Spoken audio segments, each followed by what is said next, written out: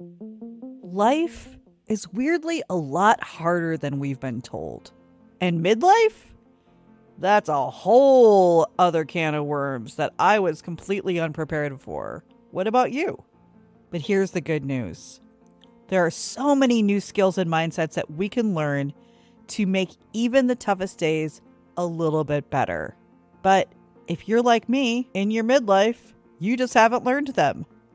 Welcome to Thrive with Kira, a smart and square podcast for women in midlife that teaches the skills to get more joy and love in your life. Join me weekly as I teach science-based, smarty-farty topics and break them down into bite-sized lessons that you can apply to your life, all while sharing my own shit show life stories that you can learn from. I'll be talking regularly about getting more joy on a daily basis, thriving in midlife, yes, you can, figuring out menopause, healthy dating and relationships, building self-worth, body positivity and neutrality, growth mindset, adult friendships, and also easy mindfulness.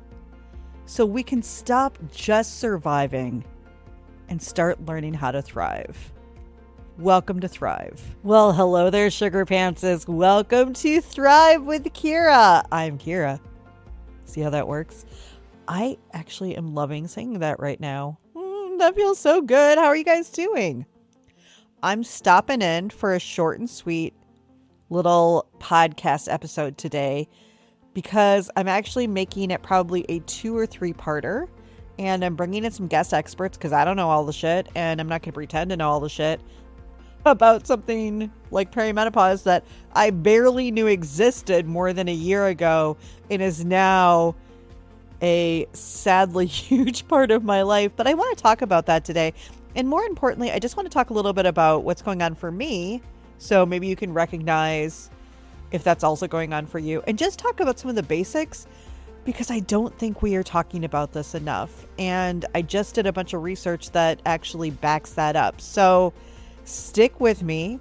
If you don't have perimenopause, if you don't think you do or anything like that, that's okay. These episodes might be great for you in a couple of years. But I want to start this conversation today with a little research, but not as sciencey, and just talk about how this is personally like fucking beating me up right now. And I was completely blindsided by it, even though I have a mother as well as an older sister who have gone through this before me. And that seems to be very common, a common thread, a common theme. So let's talk about perimenopause and what it is, what you should be looking for, and then more importantly, what we can do about that. And then I'm actually going to be bringing on at least one, if not 2 experts this week, one to discuss our hormones and one to discuss, she's a perimenopause coach and specialist, more about what's happening to your body, more about what we should expect, because a lot of us are not getting the support that we need in this time. And I do want to mention, as I continue to kind of tweak this into what I know is the best chance for people to get support and change and transformation in the Thrive program. So both of these experts are actually going to be guest experts in the Thrive program. And then more importantly, our hormone specialist, who's actually a holistic clinician, is going to be giving every single member of Thrive an at-home hormone test that's really critically acclaimed. And then she's going to read it for you. This is what she does for a living. She supports women in this kind of testing, and she's going to tell you everything that you need to know from this test that you can then take to your doctor or naturopath or whoever to get the actual support you need. And in my understanding and research, this is kind of rare. Many women are going and asking for hormone tests, but if it's a regular physician, they may not know how to read it correctly. They may not even know what to be looking for. If it is not specifically a gynecologist or maybe an obstetrician or somebody who is particularly very, very knowledgeable about these tests, how to read them, and what it means, because not every doctor actually does that or knows that. She's also going to be able to make suggestions personally for you about some things you should be thinking about, maybe some supplementation. So you are actually getting real knowledge information that is helpful and can help you get the support and therapy that you need while you're in this time that can last up to 12 years. 12 years. So I added to the program. It's actually going to be free. I am taking that out of what I make in the program because I think it's so fucking important. And in fact, I'm going to be doing it too. She's going to be doing, it's an at-home hormone test, and they test 5 times a day because our hormones are different throughout the day. And then we send it in, and she's going to individually read each one so you feel empowered and knowledgeable to take this shit on. Because one of the comments I saw is that women of a certain generation just assume that suffering is part of being a woman, and unfortunately our lot in life. But now patients are saying, this is nonsense and you're going to have to do better for us. And I'm part of that ballpark. I can't believe, I don't mean to be so victim-y that I'm like, I'm the only person going through this. Not at all, but I do take my 16 years of doing this work as well as 10 plus years on this podcast as a moment to say, this is something is happening to me.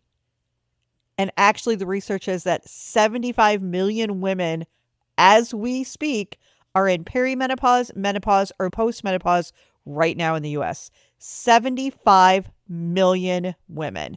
So this is just not me. And not everybody has the same severity of symptoms, but a lot of people do. And if you don't know what's happening, you can be confused. You might go to your doctor. They may not know what's happening. There's actually a lot of misdiagnosis at this time in age. And I love this quote also from a woman named Catherine Clancy. And I believe this is from a Time article that I will put in the show notes. And she wrote an entire book about menstrual cycles, but even she was surprised by some of the premenopausal symptoms that she started to experience by age of 44. And she said, a lot of things that have to do with my uterus, ovaries, and breasts, I have been massively underprepared for as a PhD level expert in this field. And she's a professor at University of Illinois. And she said, that should tell you how even more underprepared most people are. So if she's actually a PhD level expert in this field about menstrual cycles, and she was even shocked by some of the symptoms that she was getting, that tells us a lot. Now, before we go on, I just want to tell you, because I like to go back to basics here, what exactly perimenopause is. So all it's defined as is a time period during which your body makes the transition to menopause. And perimenopause is marked by erratic fluctuations in estrogen and can last up to 10 years. It is simple math to figure out that a woman can begin experiencing perimenopause symptoms in her mid-30s. That happens a lot. Also, I also hear this happening about people who have fibroids or cysts on their ovaries. So they may get a partial hysterectomy or a hysterectomy, which puts you immediately in menopause. And a lot of them can go kind of immediately whoop into that situation. And it's a lot more shocking in your body than you think it's going to be. But now that we know a little bit about what perimenopause is, it's just basically estrogen is leaving your body on some level. I want to just personally say, I feel betrayed. I feel betrayed by women, by everybody, that we are going through this. And I'm just starting to see us talk about this. And here's what I will say. I had a friend who's probably about 8 or 9 years older than me, and she was going through this about 6 years ago, and she was starting to comment on things. And because I did not know much about it and it wasn't happening to me, I'm like, oh, yeah, God, that sounds like that sucks, and moved up. And we do that a lot when we haven't gone through something. And I think that's true about perimenopause. But I will tell you, what is this fresh hell? Like, seriously, what is this fresh hell? Now, maybe you're not there yet, but here are some of the normal and then absolutely wacky symptoms that can come with perimenopause. And don't be surprised that you weren't told perimenopause. And that's because more than 90% of postmenopausal women were never taught about menopause at school, and over 60% only started looking for information about it once their symptoms have started. Okay, so that's true. So 90% of postmenopausal women were never taught anything. And only even 60%, so 40% of women don't even know what the fuck is happening to their body, are actually starting to look for information.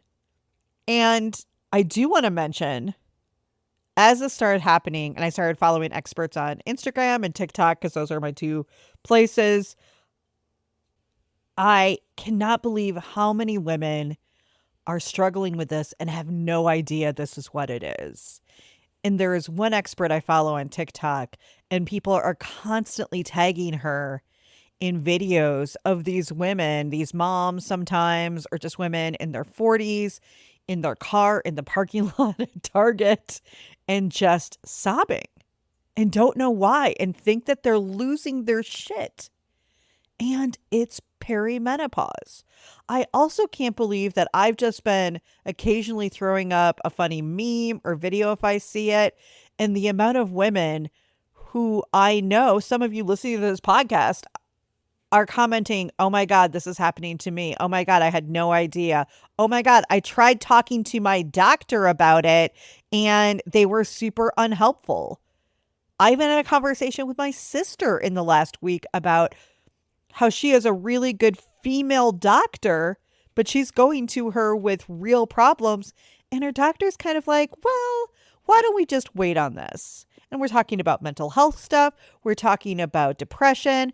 And it doesn't take my ADHD rabbit hole brain to go that deep to realize how little we understand about the female body, how little research has been done about the female body. And in fact, it's mostly just in the last 20 years.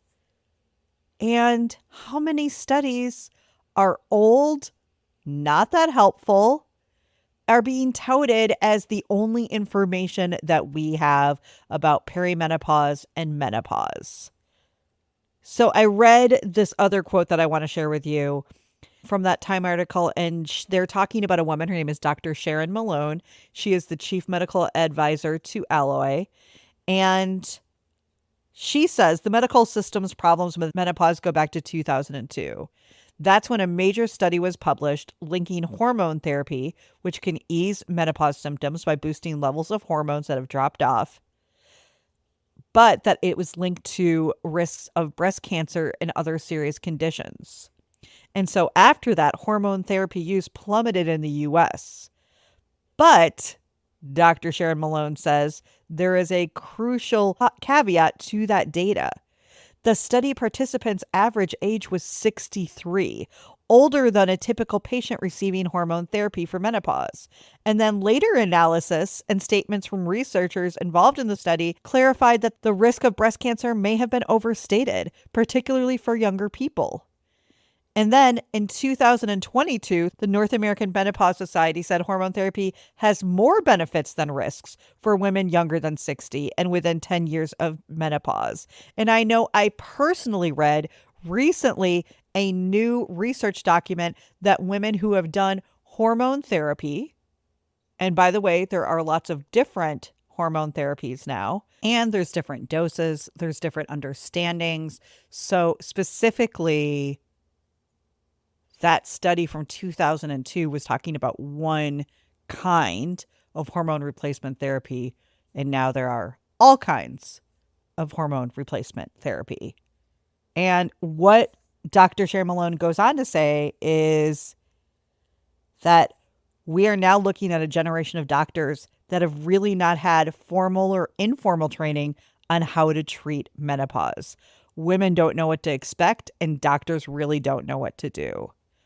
And she goes on to say physicians who don't specialize in obstetrics and gynecology likely know even less, because women's health is often wrongly considered separate from the rest of medicine. I'm side-eyeing that right now. And she often sees patients who have been misdiagnosed with other conditions, including ADHD, because their primary care doctor didn't realize the symptoms, like brain fog, can be linked to perimenopause and menopause. Another reason that doctors are uninformed is that productive science research looks at people at the peak of their childbearing years. Let's talk about that shock, that the most research has been done about women being able to have babies. Okay. Side-eyeing that too. So that's when I guess our greatest worth is, but not when we're not able to have babies. No need to study those people. Nope. That's all sarcasm, if you didn't catch it. And she said there's a clear need for more studies and more fundings for studies on people who fall outside those main reproductive years. And there was a bill introduced, I believe in 2022, calling for $100 million in menopause research, but it hasn't moved forward. And then I finally want to say new updated research shows that women 60 years of age and younger, hormone replacement therapy significantly reduces all cause of mortality and cardiovascular disease. So they're actually saying if you're under the age of 60 and start doing hormone replacement therapy, not only can it ease the symptoms of perimenopause, which I'm going to go over in just a second, but it can actually also have a long impact on your health in the later years. I will put a link to that study. It's from the National Library of Medicine. So the very thing that they told women not to do 20 years ago, they're now realizing is completely wrong. So there's that. Let's get into some of these symptoms so you can see if this is maybe something that you're starting to notice. Not everything comes on severe. And by the way, they say the average age for kind of the height of perimenopause is 51, which is exactly what I am. Now, that's not a guarantee. It can start for some people in their 30s. It can start for some later and go into their 60s. I know. What is this shit? But let's talk about some of the regular, but also weird ass perimenopause symptoms that I have basically backed up online that it's not just me. So the first one is just irregular period, right? You might start it might be getting a little bit longer in between periods when you were always right on in the past. You might be bleeding a lot more heavily or more lightly. You're just going to see a change in your period because that's your hormones are changing in your body. Next, brain fog. That is a big one. And it's like you can't find your words. I recorded a podcast episode like 2 weeks ago. And I think at the very end of it, I actually put it because I have no shame anymore, I guess. But we did the intro to Rom-Com Rescue and I forgot the name of our podcast that I named. So I'm like, hey, everybody, welcome to... I could not fucking remember the name of my own podcast that I have now been doing for months. I edit it every week. I post it every week. It is a major part of my life and business. Totally forgot the name. Forget the name of Danny sometimes. Like I'll call him Mom. I mean, I the other day was like, and he goes, Danny? I'm like, yes. It's so weird. And you also just short-term memory. So You'll walk into a room. You have no idea why you were there. I will start a sentence and not remember what I was talking about by the end of it. And you might just straight up forget what you're doing. How crazy is that? That's why people are confusing it with ADHD. And here's the unfortunate, and I haven't dug into this deeply because it's personally triggering for me, that I guess ADHD for women in menopause and perimenopause is much harder because it really triggers our ADHD and kind of kicks it up. So for years, they said that adult ADHD kind of as you age, the symptoms will lessen. Well, that's actually true of men, but not for women. And women will actually have an influx in ADHD symptoms as they're going through perimenopause and menopause. Did not know this. Not happy about it. Don't know a ton about it. But I encourage that if you are somebody with ADHD and you're in perimenopause and you're just being really fucking hard on yourself or you don't know what's going on, to do a little Google. Next, maybe this doesn't matter to you. Didn't think it would matter to me as much as it did, but my friend Deb, I'm just going to tell, I think she sometimes listens to this. She's the one who had perimenopause and I was like, oh, that sounds tough. And then just kind of moved on. But she would joke all the time that her hoo-ha, her vajayjay, the down there, the bits are really dry. And we would joke that they were dry and dusty. And lo and fucking behold, this started when I started noticing that when I put my tampon in, and yes, I know that this is a little, why can't we fucking talk about this? Actually, you know what? Why can't we talk about this? This is what all of us do virtually every fucking month. So why are we not talking about it? I'm not going to apologize for talking about my body on my own fucking podcast. So when I was getting my period every month, and I am not a heavy bleeder. I never have been, but even just regular tampons hurt when I put them in and it felt dry and like they were rubbing. And I was like, what the fuck? And then the next time that Danny and I were having sex, I was like, whoa, whoa, whoa, whoa, whoa. What is happening here? What is happening here? And no amount of lube was making that okay at all. And that's super normal. And in fact, I know people, there's now supplements that can help that, but it was super surprising. And what we don't talk about is that perimenopause affects not only our lives, but the lives of the people who love us. I am much more emotional. I cannot seem to control my emotions in a way that I used to be able to. That is probably the biggest side effect or symptom that is sucking for me, because I'm spending a lot of time apologizing in my relationship for things that I'm saying that I'm not meaning because I just can't seem to control my emotions in the way that I used to. So Danny and I have actually had to have conversations about this. Like, you don't know a ton about this because I don't know a ton about this, but here's what's going on in my body. Here's what's happening from that. If you can give me a little love and compassion and empathy about that. And then if it becomes too much on a daily basis, let's discuss it. And I might need to, figure some things out, go on a different medication or something else, because I don't want shit taking down my relationship. That's one of the only good things in my life right now. So I want to do that. And, here's the deal. Danny he's pretty fucking phenomenal anyway. But he's been really kind and thoughtful and understanding of these body changes because he just didn't know what was going on. He didn't understand. And, we're working on not taking things so seriously on both of our parts because we can tend to do that and just not take things so personally. So occasionally I'll say something. And luckily, because of my background, because of my self-awareness level that I have at this point, I can usually within a very short time, most likely even seconds, go, wait a second, that came out wrong. Let me say it this way. Or, you know what? I'm sorry. I shouldn't have said that.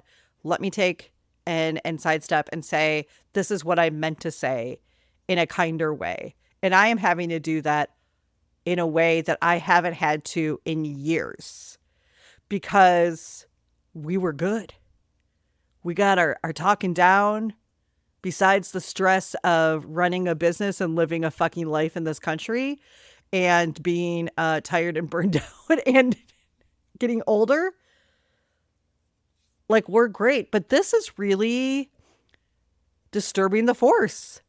It's really disturbing things. And I think that that's why we have to talk about it, because since a lot of you who are listening to this right now still are single, getting into a relationship, we're going to probably be more emotional. We're probably going to take things a little more personally. And when we know that, we can watch for it. We can talk to somebody about it. We can make sure from our therapist or our coach or our really good friends, I'm doing right by me or by the person I'm dating. And I'm not just like losing this to a bunch of emotions I can't control, like I'm in midlife puberty. Next, weight gain. Now, I already have a complicated relationship with my body. Many of us do. I think that's just unfortunately the consequence of a lot of how we grew up.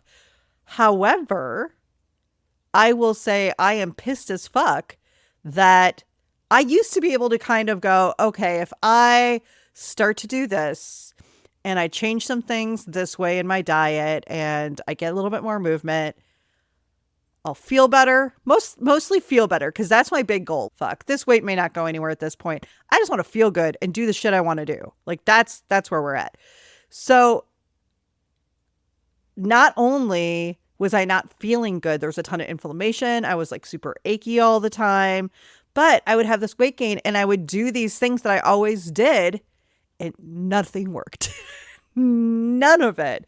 In fact, I haven't changed anything, and I'm just right now slowly and surely gaining weight, and I'm having to figure out what to do about it. I will say personally, I have found not one, but two different supplements you can buy right on Amazon that were recommended to me by people that I trust. And one of them being our holistic clinician. She recommended a DIM supplement for me. And I think they help. My hot flashes are not what they used to be. I very rarely have night sweats. I very rarely wake up just soaked in the middle of the night, which is absolutely something that was happening and is another symptom, which let's just talk about it. Hot flashes. I think I didn't know what they were for a long time. And I just kind of remember being a Midwesterner, like these stoic women that came before me. So whether they be my great aunts or my older cousins, being in the kitchen cooking for the holidays and all of a sudden just open up the window because they're having a hot flash. And that was the huge gesture was, oh, I just need to open up this window for a second because I'm having a hot flash. And I'm like, okay. Right? Like not understanding oh, yeah, those can really feel awful. And all of a sudden I'm like, oh my God, what is happening? Danny for Christmas bought me a little fan and you put it around your neck and you press the little button. There's 5 levels and it blows up on your face and it helps. It really does. And sometimes just because it's been really fucking hot here and our air is not even completely cutting it because of humidity and shit, I'll throw that on. I'll be like, yes, that feels great. And then also night sweats. That's a thing where we wake up and we're just soaked. And I'm lucky my mom, which I'm really looking forward to if this happens to me, would wake up and she'd have to take off her sheets in the middle of the night. They were that soaked, and change her sheets in the middle of the night, which I think we both know is a huge inconvenience if you have to wake up and work the next day. I mean, this is real shit. And if you're sharing a bed, you're also then disturbing your partner and everybody involved. And it's a thing. It's an absolute shitty thing. Next, unexplained anxiety. Guys, I am very vocal about being low-grade depressed, sometimes more than that, chronically for a very long time, right? I'm still digging into it. I mentioned recently, and a couple of you guys reached out to me, that low-dose ketamine for me has been a game changer. I have also been on antidepressants on and off during my life. I'm on right now due to perimenopause because I literally said to Danny, do you think I need to go back on antidepressants? And he said, yes. And that's what I like about our relationship. We were really kind about it. I'm like, you know me, you see me the day to day in a way that I don't see myself. which is the gift and curse of relationships. And he's like, I think you should absolutely go back on your antidepressant. And I'm like, okay. But I did not expect anxiety. And I'm going to cry as I say this because perimenopause, but I just want to apologize to anybody who has panic attacks or anxiety attacks because I don't think I understood the severity. And I had my first panic attack recently, and I 100% think it is from perimenopause, that it starts changing the hormones and something that my body had never done before. I had a reasonably long-lasting panic attack, and that was one of the worst and most awful things that has ever happened in my life. And luckily Danny was here. He held my hand. I know enough about a few things that I was able to kind of breathe. I meditated. I listened to binaural beats. But I understand why people end up at the hospital thinking they're dying. I understand why this can be debilitating. And I just want to apologize to anybody who is dealing with this on a regular basis, because I've had stress, I've worried, all of the kind of normal, I think even some level Gen X, worry warts that we are and we're kind of raised to be because we weren't given any fucking coping skills. But I did not see this anxiety piece coming.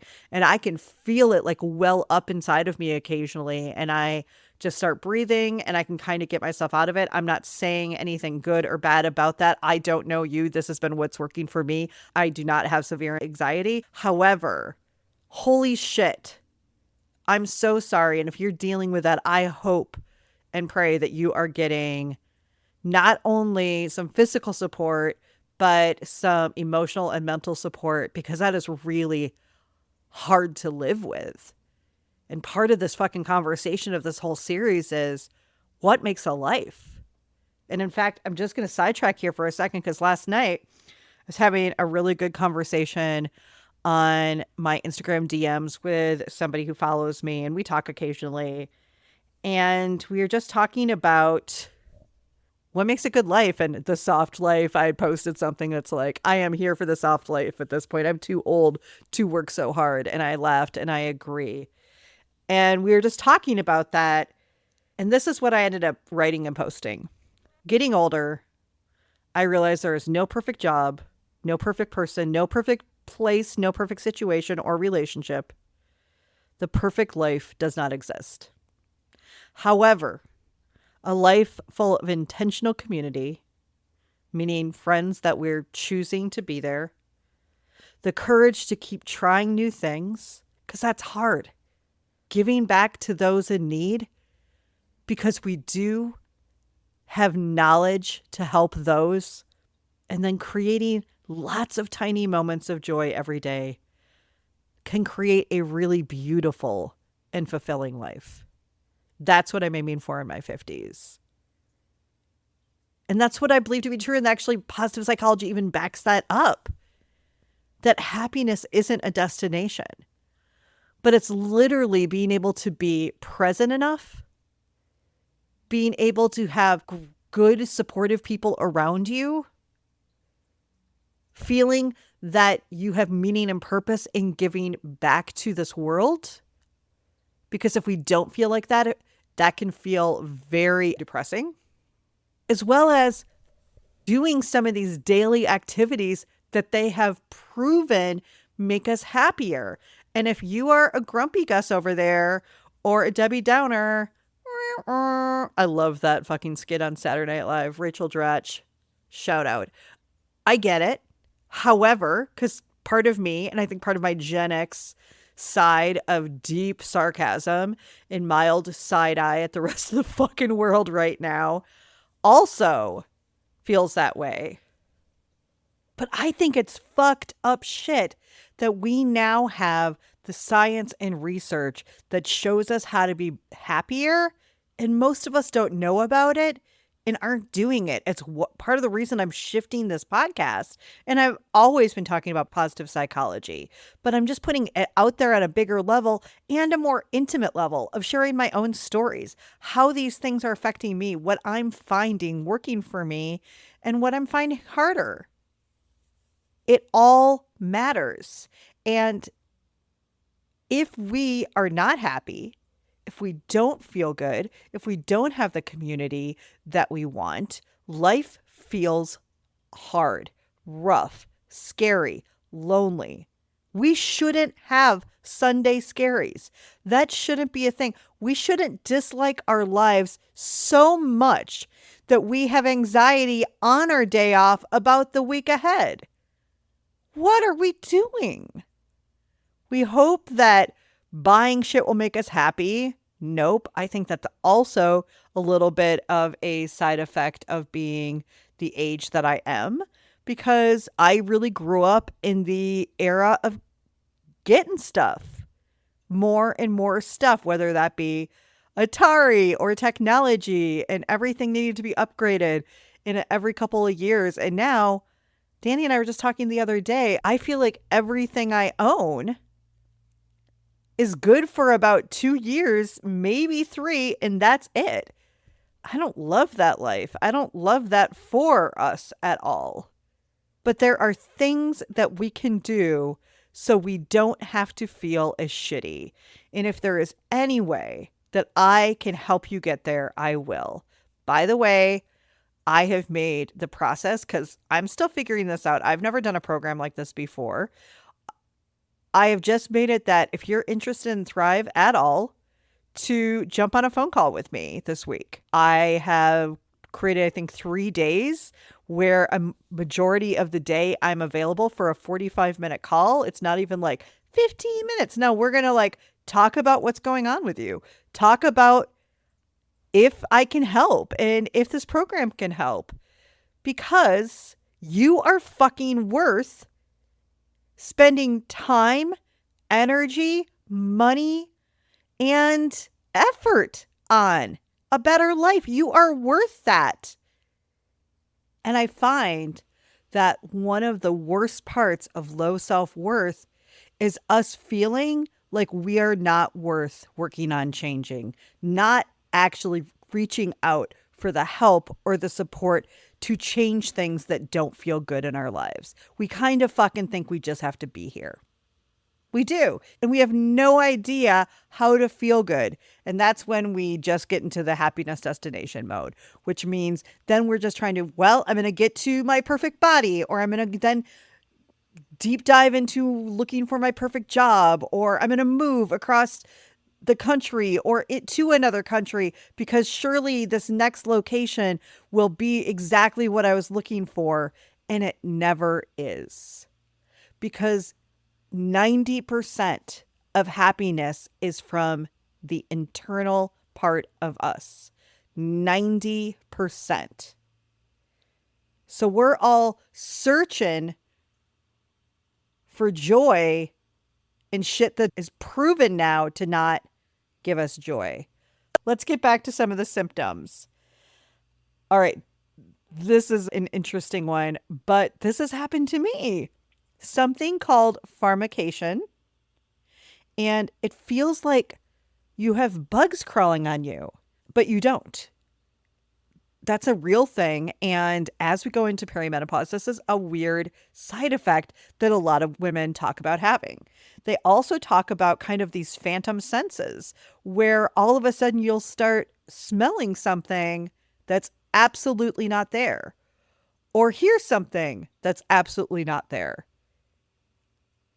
And they also talk about that food that you really like just sometimes can taste different. And maybe just for one bite or two. But food just tastes different and sometimes can taste off when it's not. Also, another weird one, trouble swallowing for no reason. I find now, I used to get up and one of the first things I did was take my morning supplements. It's part of my day. It's part of my process. I do it before I eat. I do it before I do anything.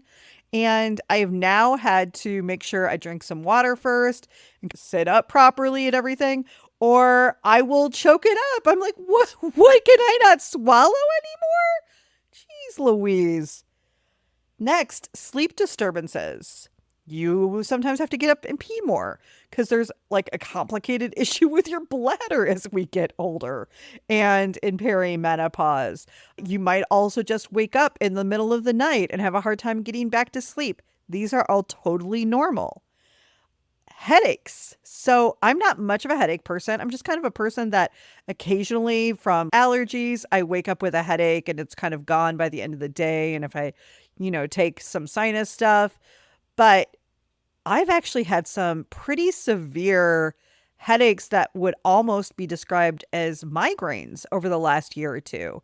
Out of nowhere, out of absolutely nowhere. Nothing's changed. I'm not doing anything different. I literally just wake up with a headache. And it's not seasonal allergies because it'll be in the winter. So I'm like, what the fuck is going on? And then the last one I'm just going to talk about is itchy inner ears.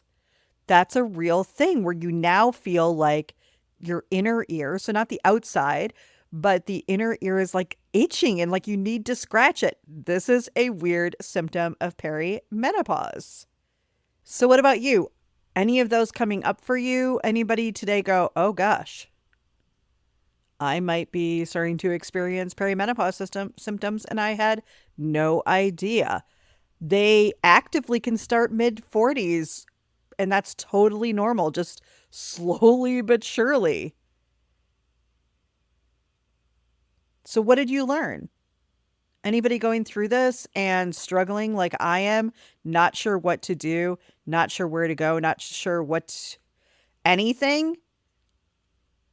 That's part of the reason I've created Thrive, so we can get through this together. And in fact, I am going through almost everything that I am asking my people to go through.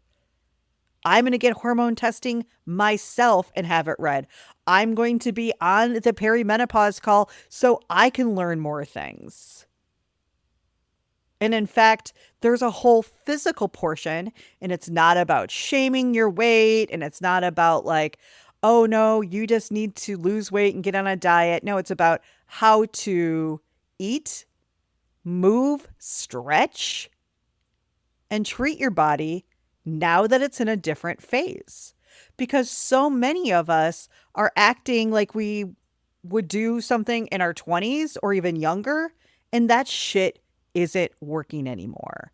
And the worst part is we think we're crazy. We think we're going through something alone, and we're not. 75 million women in the US alone are dealing with some level of perimenopause or postmenopause right now. So why are we staying quiet about this? Maybe your symptoms aren't brutal, and I am excited about that for you. I know that I am crying 4 to 5 times a day now. A lot of them happy. A lot of them, like, I watch a video on Instagram or TikTok and just start crying because I'm like, that's so nice. And probably 4 to 5 times a day is low. This comes from somebody who used to only cry when something would happen that would make me cry. Not anymore. But I will say that it's kind of nice to feel things, even when the tough stuff comes along with it.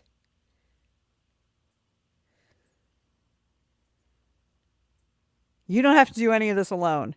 This is a weird stage. I am obsessed with talking about this right now, not only because I'm in it, but because I know that I even have a lot of the knowledge and tools on how to do some of this stuff a little bit better or more successfully with better results so I don't take down myself and my relationships and my friendships in my life. But you may not. And there's no shame in that game, my friend. You just never learned it. But I'm teaching it, and we're doing it with 2 beautiful fucking retreats. There is nothing I want more right now after having been told by a doctor earlier this year to hold off on traveling. So I had to cancel a retreat, and getting that clearance this spring There's nothing I want more in life than to sit in a room with 14 women and talk about life, happiness, love, all of it, and how to do it better. And not only just talk about it, but actually practice it and apply. Because I'm going to say this once and I'm going to say this a million times. Even if you know it, if you are not applying it, then you do not have that knowledge. So many people look at some of my shit. They're like, well, I just read that book on self-compassion recently, and I know about boundaries because I listened to this podcast. Okay, that's amazing. That's the first step. Are you applying it? Are you doing those things? We can all know about things, and part of us, when we don't like to feel stuff, I'm looking at you, my little overthinkers, that we think we can think our thing through, think all of our problems through, versus have to feel them, which is what actually gets us through. It's both. But we just assume because I listened to this or I took this course and now I know about it, that we know it. But you don't, because you haven't learned how to apply it. And you haven't learned how to practice it so it actually becomes a habit, or more importantly, a ritual. That's what this program is. You already know probably half the shit that I'm going to be talking about. We're actually going to be looking at how to apply it and get it to stick. I'm not reinventing the wheel over here. I'm not teaching a bunch of things that you've never heard of, especially in the world of self-help. And if you are even the tiniest bit of self-help interested, you have probably heard so many of the topics that I talk about. That's beautiful. I fucking love that we live in a world that understands self-compassion, that understands boundaries, that understands vulnerability. I love that we live in that world, but I'm not so happy that we now have all this knowledge and then are just walking around feeling like shit because none of us know how to apply it to our life. We were raised in a school system, and this is the way that they thought learning worked for so long, right? I just talked about this recently on Why We Change or Don't, where you would read and you were right, and then we just assumed you knew it. When it comes to self-help, and more importantly, when it comes to life and relationship skills and mindsets, you have to practice them. You have to deeply apply them to your life for it to actually make an impact in your life. That's what I'm doing. That's why I've got all of these other cool experts coming in also to help you do that. All right, guys. Who felt this? Who heard this? Who is like, holy shit, yes, that's me. That's happening to me. Let me know. Okay, I have a new fancy email, Kira@thrivewithkira.com. You can email me. I want to hear which of these symptoms are sticking out to you. Where are you struggling with it? And if you're feeling this at all, let's jump on the phone this week. We could just talk. Don't you want to talk to me for 45 minutes? I mean, please do so if you are thinking about this program, but let's dig in. I mean, I promise you after 45 minutes, if you allow me to, I will probably point out 3 to 5 things of places where you could be making changes right now. And there are blind spots that you never even saw, because that's my gift and that's my experience and that's what I do. All right, guys, that's it for today. And right now, as I start this podcast for me, midlife and perimenopause, our country right now and the politics, as well as just life, we're at a perfect storm. Get through this with me. If you like this, if somebody just sent you here, please subscribe. I don't always put things out weekly. Sometimes I put things out 3 times a week. Sometimes I'll have a week and a half to 2 weeks in between. So subscribe so you know exactly when things go live. Finally, if you really love it, please leave a review. Whether it's just some stars on Apple or Spotify, or really writing down what you are learning and loving about this podcast. I read every single one. They fucking make my day. You are the wind beneath my wings. And it helps get it out there. Because honestly, as much as I can say this, for as much feedback I get about this podcast, which is a lot, and most of it all very positive, even if you never share this with another person, by you writing an anonymous review, that lets other people know this might be something that they want to check out. All right, guys. I'm actually probably going to be back in a few days with one of my guests to talk about perimenopause a little more deeply so we can learn what to do and then how to apply. And then I don't think I can say this again. Please go check out thrivewithkira.com. All payment plans are basically doable. Let's just do this together. I already have a couple stellar, amazing women in the program. I can't wait to just keep adding to it. I'll see you soon. And until then, meet joy halfway.